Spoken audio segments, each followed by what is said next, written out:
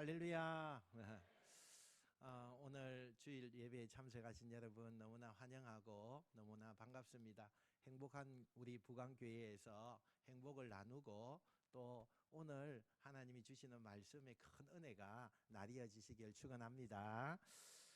우리는 계속해서 마태복음 강해를 하고 있습니다. 마태복음 4장에 와서 여러 가지 많은 일들이 일어나지만 오늘 4장 후반절에 있는 이 말씀은 예수님께서 마귀의 유혹을 이겨내고 마귀가 떠나가는 순간에 천사들이 예수님의 시중을 들기 시작하는 모습을 우리가 보게 됩니다. 이건 뭘 의미하느냐 하면 예수님께서는 이제 그 마귀의 그 범접할 수 없는 영적인 고수에 올랐다라는 것을 의미하고 있는 것입니다. 이때부터 예수님은 성령에 충만한 상태로 계속해서 성령님에 의해서 이끌림을 받게 되어져 있습니다. 그러면서 오늘 본문이 시작되어집니다. 우리 12절, 13절 우리 같이 한번 읽어보겠습니다. 시작. 예수께서 요한이 갈릴리로 물러가셨다가 나사렛을 떠나 서불론과 납달리 지경 해변에 있는 가버나움에 가서 사시니. 아멘. 예수님께서 사단의 그 시험을 이겨내고 성령 충만한 상태에 계실 때에 예수님께 어떤 말씀이 전해져 오느냐 하면, 예수님이 말을 들어보니까 예수님에게 세례를 주었던 그 요한이 감옥에 붙들려 갔다, 이런 충격적인 이야기가 들려오는 거예요. 이 얘기는 제가 이제 14장으로 넘어가서 좀 더 자세하게 제가 말씀을 드릴 건데, 당시에 이 갈릴리 지역을 통치하던 왕이 아버지의 뒤를 이어서 젊은 왕이 그곳을 통치하게 됩니다. 그 이름은 뭐냐면 헤롯 안디바라고 하는 이 젊은 왕이에요. 이 왕은요, 하면 안 되는 가족 간의 결혼을 하게 되었어요. 그러니까 세례 요한이 회개하라 천국이 가까웠느니라 이렇게 날마다 외치는데 그 10년 가운데 그걸 보고 가만히 있을 수가 있겠어요? 그래서 그 왕에게 잘못된 결혼을 했다, 이렇게 쓴소리를 했다는 거죠. 그러니까 그것을 헤롯 안디바 왕이 굉장히 흥분해서 괘씸죄로 요한을 체포하게 했다는 거예요. 그런데 이런 사건으로 요한이 체포당해서 감옥에 갔지만 예수님께서는 그 이야기를 듣고 어떻게 해석을 하느냐, 이제는 요한이 광야에서 회개하라 천국이 가까이 왔느니라 그 말을 전할 수가 없겠다, 이렇게 생각을 하게 됐다는 거예요.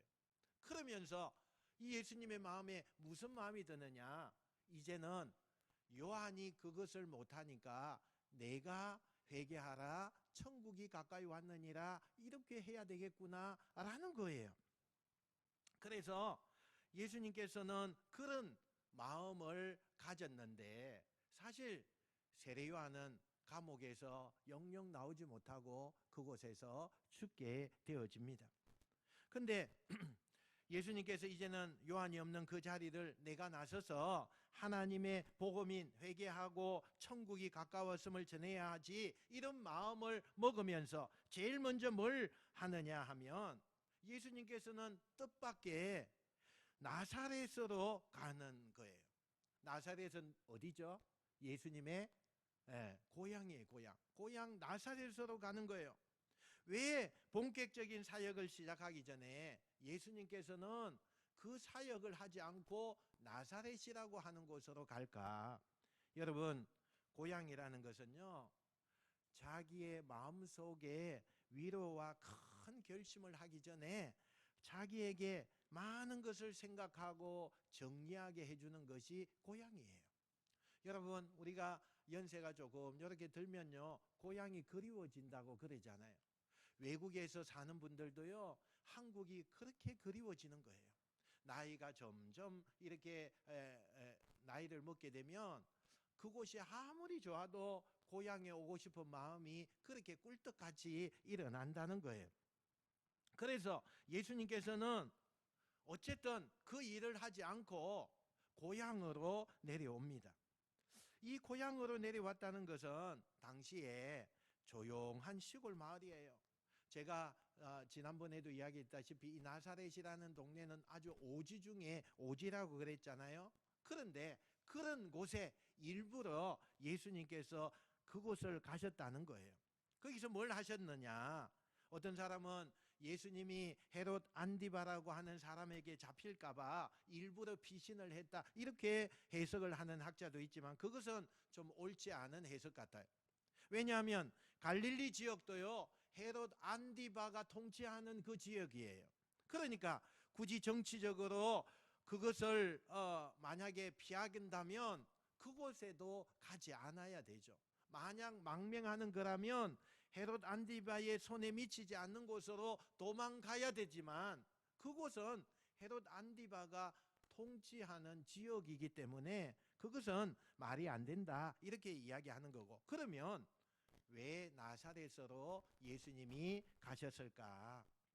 여러분, 이것은 우리가 좀 생각해 볼 문제입니다.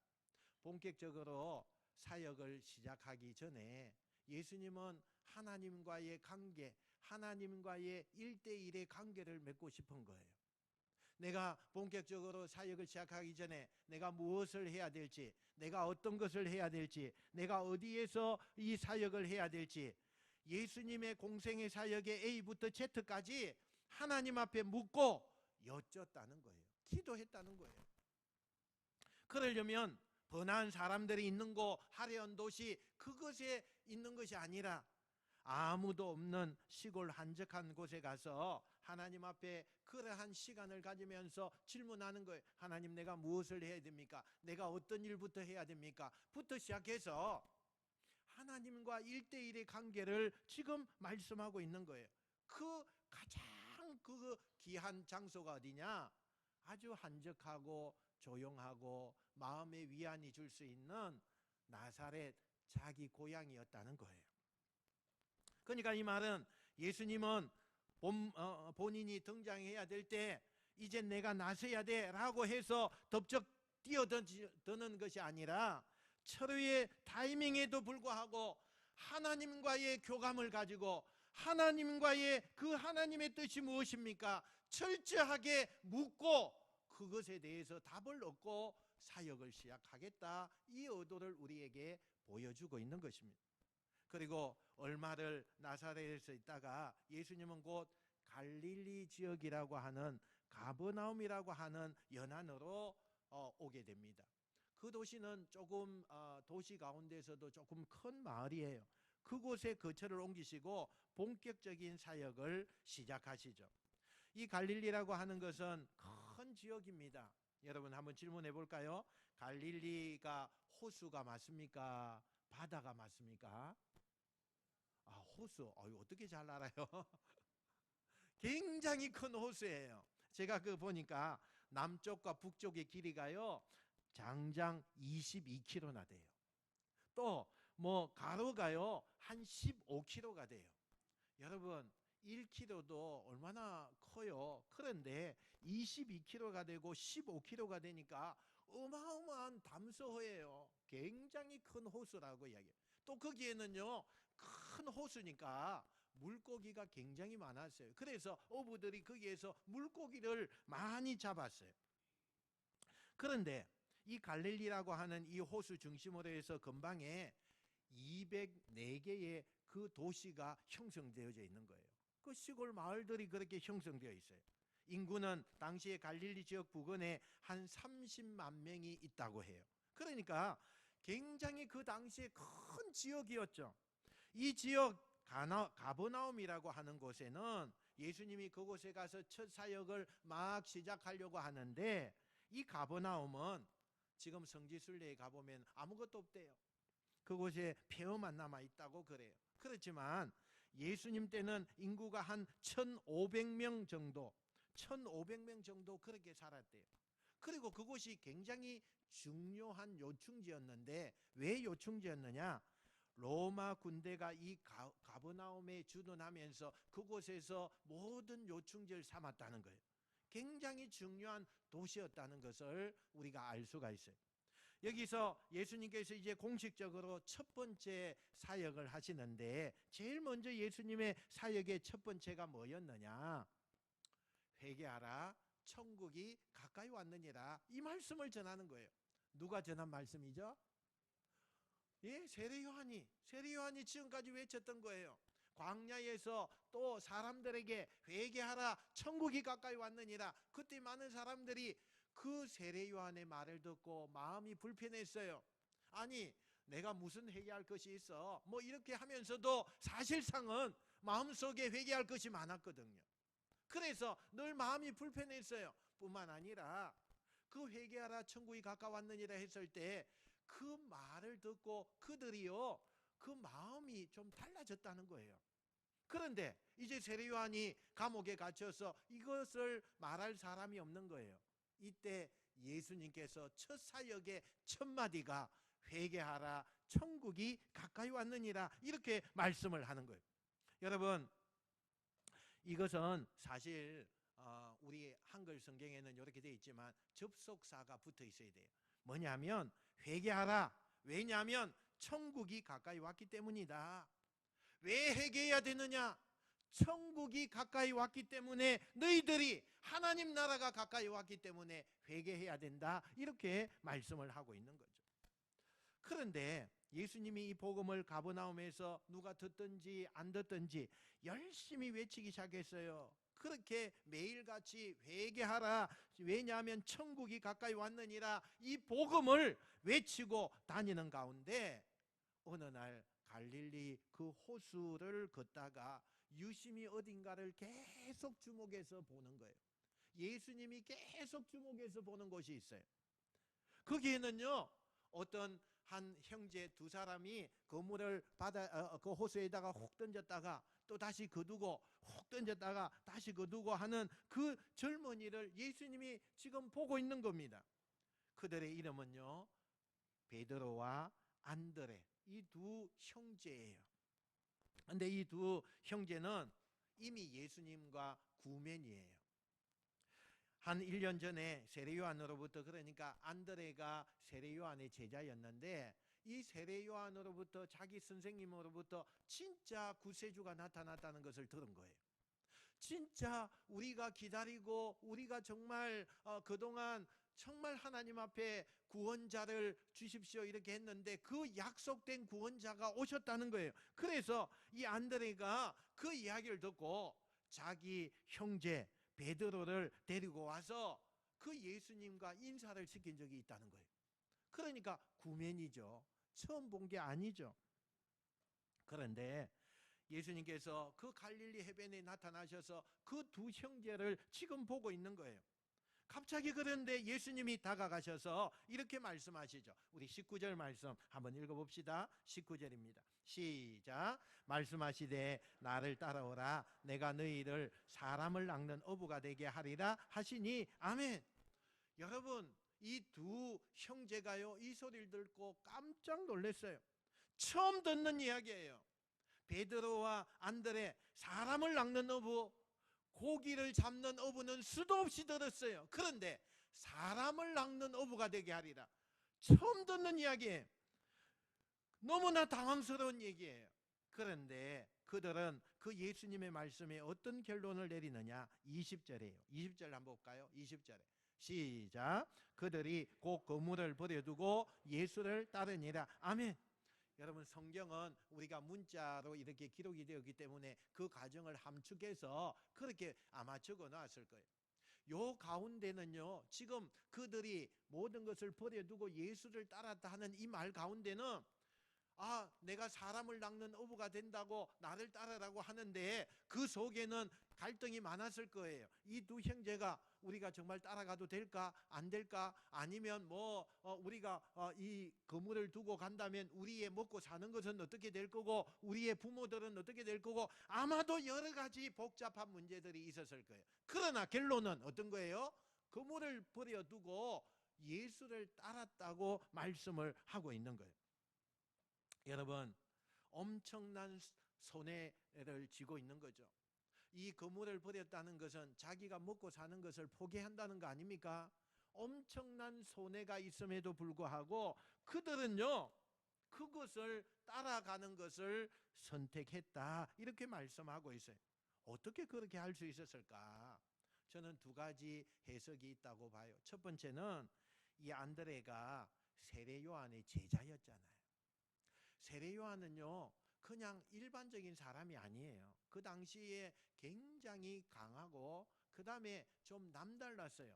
사람들이 생각하는 그런 사람이 아니었어요. 그러니까 그 세례 요한의 제자가 안드레인데, 그 세례 요한의 제자가 안드레가 늘 선생님을 보고 그것을 희망하고 그것을 바라보고 있었는데, 그 안드레 또한 굉장히 선생님을 닮아가기 위하여서 애쓰고 있었지 않았겠어요? 그래서 남달랐다는 거죠. 스승님을 닮아서 영적인 갈망이 굉장히 많았을 거라고 봐요. 그런 제자가 안드레인데, 이 안드레가요 스승님이 감옥에 갇혔으니 얼마나 답답하겠어요. 더 이상 선생님한테 배울 수가 없어요. 그런데 그때 혜성같이 예수님이 그곳에 나타나신 거예요. 그 영적 갈망과 목마름을 예수님에게 배우고 싶은 그 간절한 욕심이 나타나게 되었다는 거예요. 그래서 예수님을 따르게 되었다, 이런 한편의 그런 이야기도 있어요. 두 번째는요, 말로 표현할 수 없는 예수님이 나를 따르라, 내가 너희를 사람을 낚는 어부가 되게 할 것이다 라고 말씀을 툭 던지는데, 그 말씀이 내가 거역할 수 없는 말씀으로 다가올 때가 있어요. 하나님의 말씀을 우리가 받았을 때 그렇잖아요. 내가 거역할 수 없다, 이 말씀에 내가 순종해야 되겠다, 나는 이 말씀에 전적으로 순종해야 되겠다, 그런 마음이 우리가 생기잖아요. 마찬가지예요. 예수님이 나를 따라오너라 이렇게 툭 던졌지만 그들에게 들리는 그 소리는 내가 그 말씀을 거역할 수 없는 어떤 신적인 근원, 이런 것들이 나타나게 되었다는 거예요. 그래서 아니요, 내가 거절하거나 이렇게 할 수 없는 압도적인 영적인 힘이 느껴지는 그런 말, 내가 이성적으로 감성적으로 거절할 수 없는 그런 만큼의 영적인 강한 힘이 자기를 압도했을 때 사람은 더 이상 꼼짝 못한다는 거예요. 아마도 예수님이 성령에 충만한 상태에서 신적인 근위를 가지고 그렇게 툭 던졌다면 베드로와 안드레 꼼짝없이 예수님의 그 말씀에 순종할 수밖에 없었을 것이다, 이렇게 해서 첫 제자를 부르신 거예요. 그리고 바로 그 다음에 또 얼마 안 있다가 두 사람을 예수님께서 부르시는데, 이 두 사람은 이번에는 아버지와 함께 거물을 깃고 있는 젊은이들이에요. 이름은 요한과 야고보예요. 예수님이 자기 형제들을 부르는 거죠. 그래서 아버지와 헤어지고 거물을 버리고 예수님을 따르는 제자가 됩니다. 근데 여기서 이 네 명의 제자가 예수님의 제자가 되는 과정을 소개하게 되는데, 여러분 이때만 해도 제자들은요 예수님이 이 땅을 구원할 영적인 메시아, 십자가를 지고 인류를 구원하는 메시아로 그렇게 보는 것이 아니라 자기들의 나라, 지금 이스라엘이 로마에게 의해서 지금 압도당하고 있고 거의 거기에 착지당하고 있는 그 분위기였기 때문에 로마의 압제로부터 벗어나고 이스라엘을 독립시키는 분으로 이 예수님을 보고 있는 거예요. 대통령이, 이제는 이 지도자가 대통령이 되어서, 예수님이 대통령이 되어서 이 나라를 구원해낼 것이다, 이 압제받는 로마를 물리치고 우리나라가 독립하게 될 것이다, 그래서 정치적인 메시아를 꿈꾸면서 예수님을 따라갔다는 거예요. 이 네 명의 제자들이 형제들인데 각각 특징이 있습니다. 첫째는요, 자기 일에 충실한 사람이었다는 거예요. 지금 예수님을 쫓아온 게 아니에요. 여러분, 자기 일 열심히 하는 자리에서 예수님이 가서 너희가 나를 따르라 이렇게 그렇게 해서 이들이 지금 예수님의 제자로 부름을 받은 거예요. 두 번째, 형제들인데요 싸우지 않았어요.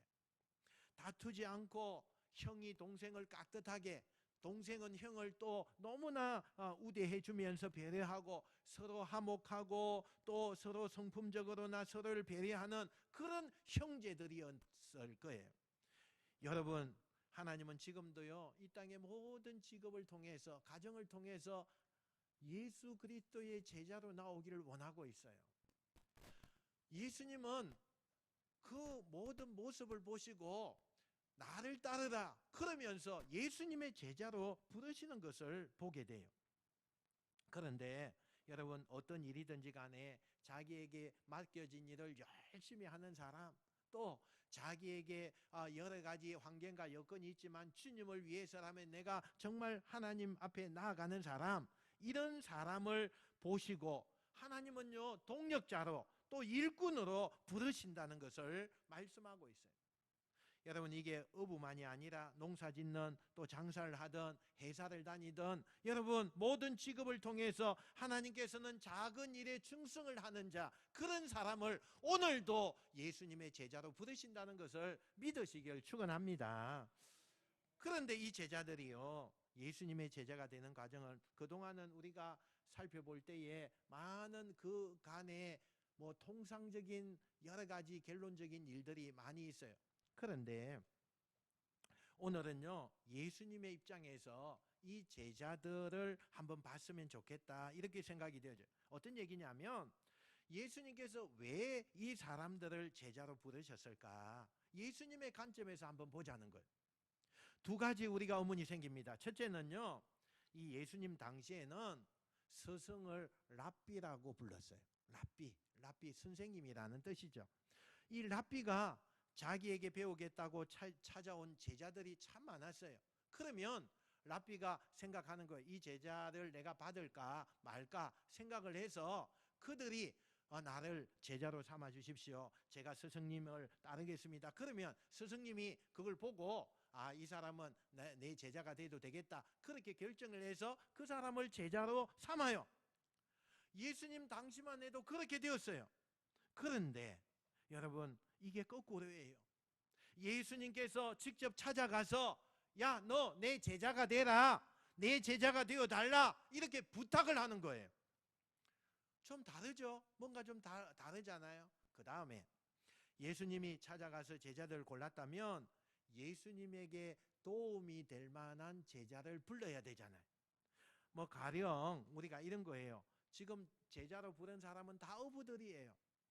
그 당시에 어부들은 재산적인 상황을 보았을 때 중산층 정도 이렇게 된다고 해요. 중산층. 그러나 아주 부유한 부자거나 공부를 많이 한 사람이거나 또 권력이 있거나 재능이 있는 사람은 아니에요. 그런데 예수님은 기껏 제자를 고르고 골랐는데 그 제자를 고른 것은 예수님에게 도움이 정말 되는 그런 제자가 아니었다는 거예요. 사실적으로 우리가 뒤에 우리가 살펴보면 알겠지만 이 제자들이 예수님의 도움이 되지 않아요. 도리어 예수님의 뒷목을 잡을 만한 그런 일들을 많이 하는 것을 우리가 보게 돼요. 그럼 예수님은 이 사람들이 그럴 만한 그릇이 되고 능력이 되고 안 되고를 몰랐을까? 다 알아요. 예수님이 모르는 것이 어디 있겠어요? 다 압니다. 그런데 별로 도움이 안 된다는 걸 알면서도 예수님이 굳이 이 사람들 찾아가서 왜 제자로 불렀을까? 여기에 영적인 고수의 비결이 들어있는 거예요. 우리 한번 따라합시다. 멀리 바라보자. 한 번 더 하겠습니다. 멀리 바라보자. 여러분, 예수님은요, 하나님이 그리는 그림을 멀리서 보고 있는 거예요. 지금 하나님이 어떤 계획이 있냐면 이 제자들 불러서 예수님 곁에 두고 예수님이 십자가를 지시기 전까지 예수님과 함께 동거동락하면서 예수님이 하시는 모든 일을 눈으로 보고 예수님이 전하는 그 복음을 마음에 담고 예수님이 지금 어떤 사역을 하고 계신가를 지금 다 보게 한 후에, 그리고 나중에 예수님이 십자가에 달리시고 난 다음에 예수님이 없을 때 이들이 나가서 교회를 세우고 이들이 나가서 복음을 전하게 하는 그런 큰 그림을 그리고 있는 거예요. 예수님은 그 그림을 본 거예요. 예수님은 그 그림을 본 거죠. 그래서 지금 당장은 이 제자들이 예수님 앞에 도움이 되지 않을 수 있습니다. 많이 힘들게 하고 오히려 예수님의 그 사역을 방해하는 그런 사람이 될 수도 있습니다. 그러나 예수님은요, 큰 그림을 봤어요. 이 제자들이 나중에 내가 없을 때에 어떤 일을 해야 된다는 큰 그림을 보고 이들을 제자로 세웠다는 거예요. 여러분, 오늘 이 설교를 듣는 성도들이 다른 어떤 말씀보다도 이 멀리 바라보고자 하는 이 영적인 고수들만이 가질 수 있는 이 말씀을 꼭 여러분의 것으로 만드시는 은혜가 있으시길 축원합니다. 여러분, 왜냐하면요, 우리 현대인들 지금 살아가는 우리의 모습을 한번 보세요. 한 치 앞만 보고 있어요. 한 치 앞만 보고 이것이 뭐 좋다 안 좋다 거기서부터 시작해서 여러분 어때요? 그곳에 힘을 다 빼고 있어요. 그곳에서 감정이 상하고요, 그곳에서 싸움이 일어나고, 그곳에서 분열이 나타나고, 그곳에서 그냥 온갖 오늘 아니면 내일 아니면 우리는 죽는다 하는 식의 그런 마음을 가지고 있는 현대인들이 얼마나 많아요. 우리 또한 그렇게 하고 있잖아요. 멀리 바라보지 않아요. 우리는 내 앞에 닥쳐 있는 그것만 바라보면서 지금 너무나 많은 일이 잘못되어져 가는 일을 우리가 보게 되잖아요. 우리가 흥하든 망하든 기대하든 기대하지 않든 간에 그 모든 결과는요, 하나님의 뜻대로 되는 거예요. 그렇다면 오늘 내 눈앞에 있는 오늘 당장 현실 속에서 내가 이러쿵 저러쿵 그렇게 하는 것이 아니라, 여러분, 우리의 모습이 지금 당장 힘들 수 있어요. 지금 당장 억울해요. 지금 당장 안 되는 곳으로 여러분 갈 수 있어요. 그러나 이걸 전부로 생각하지 마세요. 하나님은 이 일을 통해서 멀리 내다보시는 거예요. 하나님은 이 일을 위해서 하나님이 쓰시기 위한 멀리의 계획을 가지고 계신 거예요. 그래서 우리는 한 치 앞만 보지 마시고 좀 여유 있게 훗날을 우리가 바라보면서 우리가 정말 고수답게 생활하시는 여러분 되시길 축원합니다. 예수님은요, 자신이 선택한 4명의 제자들과 함께 사역을 시작합니다. 어떤 사역을 하시느냐? 우리 23절 우리 같이 읽어봅시다. 23절입니다. 시작. 예수께서 온 갈릴리에 두루 다니사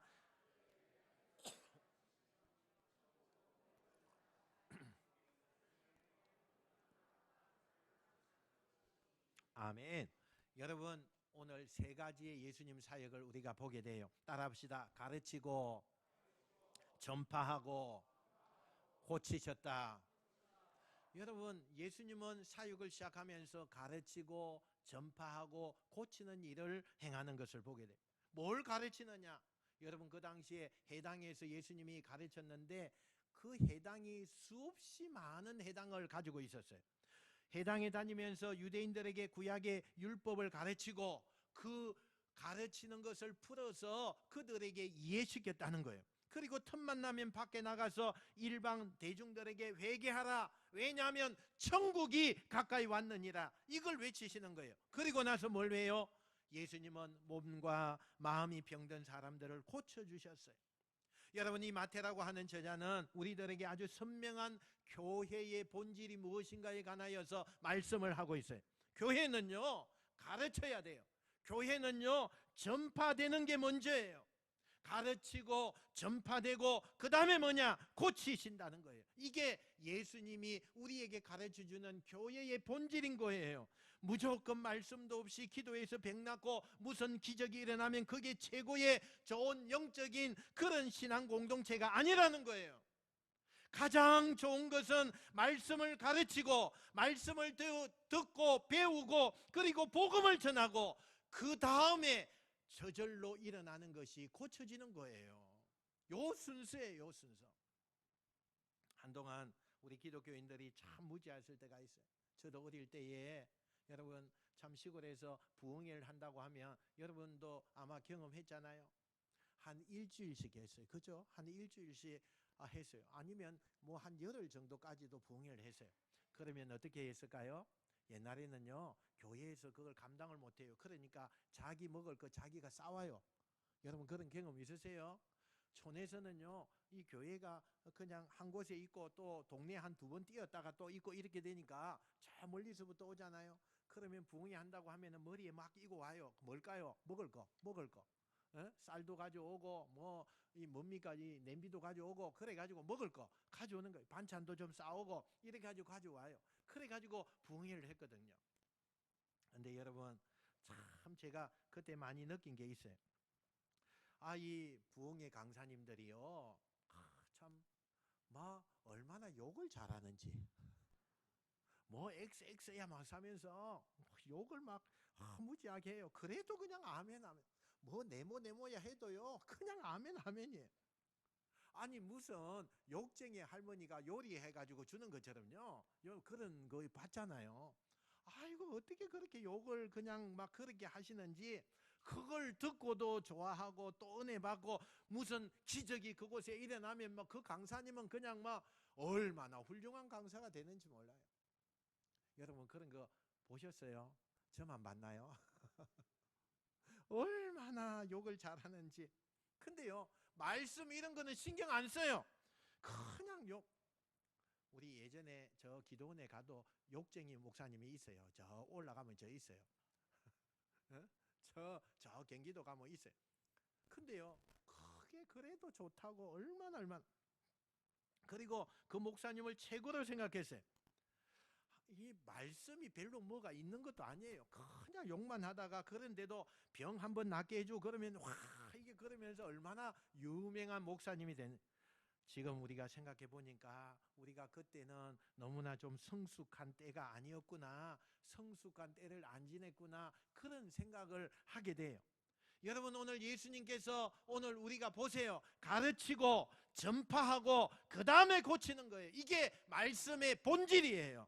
우리 부강교회 성도들, 그리고 오늘 예배드리는 여러분, 영의 양식을 배불러 먹는 그런 사람이 되시길 축원합니다. 그러면 그 나머지는요 하나님이 하시는 거예요. 고치시고 하나님이 기적이 나타나는 놀라운 역사가 일어날 줄로 믿습니다. 근데 예수님은 이 세 가지의 사역을 잘 하시는데, 특별히 예수님의 의도와는 상관없이 치유의 기적을 통해서 사람들에게 점점 유명해지는 거예요. 왜 예수님이 삽시간에 유명해졌느냐? 우리 24절 말씀 한번 볼까요? 24절입니다. 자, 시작. 사람들이 이 모든 앓는 자, 곧 각종 병에 걸려서 고통당하는 자, 귀신 들린 자, 간질하는 자, 중풍병자를 데려오니 그들을 고치시더라. 아멘. 여러분 이 당시에요, 간질이라고 하는 병은요 악마의 저주라고 그랬어요. 악마의 저주의 병이에요. 또 중풍병자라고 하는 이 중풍병이라는 것은 이 당시에는 절대로 고칠 수 없는 병이라고 다 알려져 있어요. 이건 기적이 필요한 병이에요. 그러니까 예수님이 악마의 저주도 물리치시고 귀신도 물리치고 불치의 병도 고치셨어요. 그러니까 예수님이 가는 곳곳마다, 예수님의 소문이 듣는 곳곳마다, 야 병을 고쳤대, 악마의 병도 고치고 불치의 병, 아무도 고칠 수 없는 그 병도, 기적이 일어나야 되는 그 병도 고쳤대. 소문이 그냥 날개를 달듯이 그냥 확 퍼지기 시작한 거예요. 그러니까 삽시간에 예수님은 유명한 스타가 된 거예요. 유명한 스타가 되었어요. 만약에 예수님이 말씀만 가르치고 말씀만 뭐 이렇게 하고 이렇게 했으면 소문이 그렇게 안 났을 거예요. 근데 이 말씀을 우리 성도들이 문자적으로 해석하면 안 돼요. 예수님께서 무슨 간질을 고치셨고 중풍병을 고치셨고 귀신을 몰아냈다 쫓아냈다 이렇게만 해석을 하면 안 돼요. 이 말씀의 의미는 꼭 그런 질병을 고쳤다라는 것도 있지만 이게 의학적인 도움을 받을 수 없는 거잖아요. 그때는 불가능한 것이잖아요. 그러니까 의학적인 도움을 받을 수 없고 환경에 놓인 사람들, 그런 사람들이 아무도 고칠 수가 없는 그 환경, 그것을 도움받을 수 없는 그런 사람들을 도와줄 수 있는, 예수님께서 그 사람의 모든 것을 다 도와줄 수 있는 그것을 오늘 표현해 놓은 거예요. 사실적으로 이런 사람은 죽는 날만 기다리고 있는 거예요. 그런데 예수님께서 아무도 관심 가지지 않고 자기만 고민하고 자기만 그렇게 있던 사람들을 관심을 가지면서 그 사람들을 옆에 두고 고쳤다는 사실이에요. 그러니까 꼭 질병이 아니더라도 사람을 의지할 수 없고 누가 손 내밀어도 그것을 도와줄 수 없는 그런 딱한 처지에 놓여 있는 환경을 가지고 있는 사람들을 예수님께서 고쳐주시고 그 마음을 위로해 주시고 회복시켜 주셨다, 그 말이에요. 이 말이 왜 중요하냐? 우리는 2000년이 지났지만 여전히 성령님을 통해서 예수님이 하시는 일은 똑같아요. 오늘 예수님께서 성령님을 우리에게 보내주셔서 하는 일은요, 예수님이 있을 때의 모습과 똑같은 거예요. 내가 도움을 받지 못할 기가 막힐 그런 문제를 가지고 있습니까? 억울한 일을 만났습니까? 너무나 힘든 일이 내 앞에 있습니까? 사람들이 아무도 나의 도움이 될 수가 없습니까? 하나님은 여전히 여러분을 고쳐주신다는 것을 믿으시기 바랍니다. 이 기적은요, 2000년 내내 지금까지 ING예요. 계속적으로 진행되고 있어요. 이렇게 예수님이 유명해지면서 많은 사람들이 고쳐지는 것으로 오늘 얘기가 마무리가 돼요. 설교를 마무리하면서 중요한 포인트 하나를 우리가 말씀하고 싶어요. 24절 25절 우리 한번 먼저 읽어봅시다. 24절 25절 시작. 그의 소문이 온 수리아에 퍼진지라 사람들이 모든 앓는 자, 각종 병에 걸려서 고통당하는 자, 귀신 들린 자, 간질나는 자, 중풍병자를 데려오니 그들을 고치시니라. 갈릴리와 데가볼리와 예루살렘과 유대와 요단강 건너편에서 수많은 무리가 따르니라. 아멘. 여러분, 예수님이 사역하는 동안에 얼마나 많은 사람들이 왔는가? 이 지역마다 많은 사람들이 왔다고 이야기해요. 그러나 예수님은 누구도 막지 않아요. 오는 사람 너 오지 마 그렇게 하지 않았어요. 다 맞이합니다. 그런데 그 중에 누가 있었느냐? 유대인들만 오는 거 아니에요. 데가볼리라고 이 단어를 우리가 한번 주목해서 보셔야 돼요. 여러분, 이 데가볼리라고 하는 이 지역은 이방인 지역이에요. 그러니까 당시 유대인들은 이방인 하면요, 개보다도 못한 취급을 했어요. 개보다도 못했어요. 이방인과 자기 집에 키우는 개가 이렇게 비교를 하면요, 우리 집에 키우는 개가 훨씬 나아요. 요 이방인은 그 개보다도 못한 그런 사람들이, 그러니까 상처 주고 뭐 짓밟고 아무렇지도 않게 이들이 그렇게 행했어요. 정말 정오하고 무시하고 밟히고, 이게요 죄라고 생각하지 않은 사람 중에 한 사람이 누구냐? 이방인을 할 때 그렇게 했어요. 그런 유대인이었는데 예수님께서 이런 이방인들이 사람같이 여기지 않고 정말 사람들이 볼 때마다 너무나 많은 피해를 주고 있는 그 사람들이 오는데도 불구하고 예수님은 무시하지 않고 다 맞이했어요. 오히려 다른 유대인들하고 자기 동족들하고 똑같이 그들을 맞이해 주었어요. 병을 고쳐주고 천국을 전하셨어요. 왜? 예수님은 그 당시에 모든 같은 동족 사람들이 가지고 있는 인간의 그 기준, 인간이 가지고 있는 그 조건, 그 상식, 이런 것을 따르지 않았을까? 그 당시에 규율이라는 게 있잖아요. 그 당시에 간통하는 상식이라는 게 있잖아요. 그런데 예수님은 모두가 그렇게 생각하는 그 시대의 상식과 정의를 깨고 그 사람들 따뜻하게 맞이해 주셨어요. 왜요? 왜 그렇게 했을까요? 이유가 뭘까요? 사람들은 그렇게 조건과 기준으로 사람을 평가하고 그렇게 안 좋게 보고 있지만 하나님은 정작 모든 사람을 사랑하신다는 것을 예수님이 실천으로 보여주었어요. 그러니까 예수님은 사람이 정해 놓은 조건과 환경을 따르는 것보다는 하나님이 가지고 계신 생각과 마음을 따르는 게 더 중요하다, 이것을 그들에게 지금 보여주고 있는 거예요. 여기에 영적인 고수들이 갖는 두 번째 비결이 있는 거예요. 그게 뭐냐? 하나님의 마음을 내 마음에 품는 거예요. 하나님의 마음을 내 마음에 품어야 돼요. 여러분, 코로나 이후에 사람들이 점점 마음이요 작아져요. 마음이 약해져 있어요. 이 코로나가 우리의 생활 반경만 제한한 게 아니라 우리의 마음과 생각까지도 자꾸 위축되게 만들어요. 저는 요즘에 뉴스를 보면서요, 참 가슴이 너무 아파요. 어떻게 표현을 해야 될지 모르겠어요. 우리나라의 분열의 영이요, 얼마나 활개치는지요. 이념으로, 학연으로, 정파로, 때로는 전혀 생각지도 않은 자기들만의 기준으로 편을 가르고 배척하고 죽이고 말도 안 되는 이야기를 하고 있는 걸 우리가 보잖아요. 하나님의 영은요, 하나 되게 하는 거예요. 분열시키는 거 하나님의 영 아니에요. 그러나 분열의 그 사탄이 하는 걸 지금 우리나라가 하고 있잖아요. 여러분, 교회를 갈라놓고요, 가족을 갈라놓고, 지역을 갈려놓고, 여러분, 세상에 네가 나가서 세상 모든 사람들이 다 그게 맞다고 해도 그게 유행이고 그게 하나의 법칙이고 그게 하나의 우리가 통용되는 것이라 할지라도 예수 믿는 사람은 아니면 아니라고 말해야 돼요. 지금 우리가 해야 할 일은 그거예요. 모든 유대인들이 이방인들을 개만도 취급하지 않을 때에 예수님께서는 아니야, 그건 정상적인 생각이 아니야, 그러면서 하나님의 마음을 더 중요히 여겼다는 거예요. 이게 중요합니다, 여러분. 이게 중요해요. 내가 같은 팬이기 때문에 내가 그것을 같이 행하는 것이 그게 중요한 게 아니에요. 아니면 아니야라고 말씀해 주셔야 돼요. 그러니까 영적인 고수들은 어떤 상황에서도 하나님의 생각과 하나님의 마음이 무엇인가를 따라가는 게 그게 영적인 고수예요. 하나님은 어떻게 생각하실까? 그 생각을 갖는 순간에 사람은 여유가 생겨요. 그때 사람은요, 고수가 되는 거예요. 무슨 일을 하든 뭔가 하기로 했던 간에 하수가 되고 중수가 되는 것보다 고수가 돼야 돼요.